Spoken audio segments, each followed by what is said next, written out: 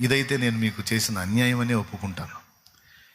మీరు ఆర్థికంగా దరిద్రులుగా ఉండటానికి, మీరు ఆర్థికంగా దారిద్ర్యతలో ఉండటానికి, లేమి, అప్పులు, సమస్యలు, కొదువ, కొరత, దరిద్రత అనేది మీరు కలిగి ఉండటానికి ఒక విధంగా నేను కారణం.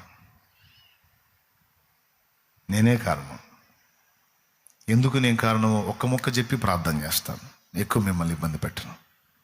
నేను చెప్పాలనుకున్న ముందు సంగతి మీ హృదయాల్లోకి వెళ్ళింది అనుకుంటాను. రెండవది, మీ దరిద్రతకు ఒక రకంగా నేను కారణం అని ఎందుకు చెప్పానంటే, ఒక నాయకుడిగా దేవుడు కొన్ని సంగతులు నేర్పమని నాకు మిమ్మల్ని అప్పగించాడు. అలా నాకు దేవుడు నేర్పమన్న విషయాల్లో ఒకటి, దేవుని కొరకు దాతృత్వంతో పిడికిలి విప్పటం, ధారాళంగా దేవుని పనికి తోడ్పాటు అందించటం. దేవుడు అనుగ్రహించిన దానిలో నుండి దేవునిది దేవుని కొరకు ప్రత్యేకంగా తీయటం అనేది నేను మీకు ప్రత్యేకంగా నేర్పలా. ఎందుకు నేర్పలేదంటే, నేను కొన్ని ఫీలింగ్స్ను మనసులో పెట్టుకొని అది నేర్పలా.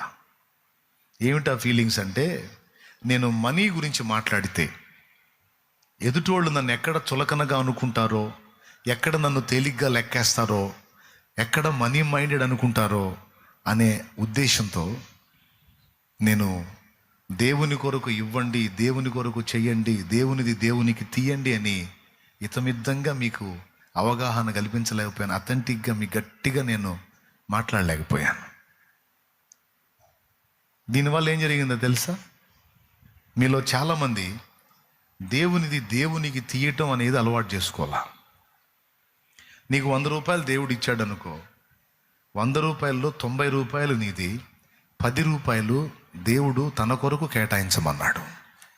ఎందుకు ప్రత్యేకించమన్నాడంటే, 2 కారణాలను బట్టి ప్రత్యేకించమన్నాడు. ఒకటి, నా మందిరములో ఆహారం ఉండు నిమిత్తము అన్నాడు. రెండవది, నేను నిన్ను దీవించున్నట్లు.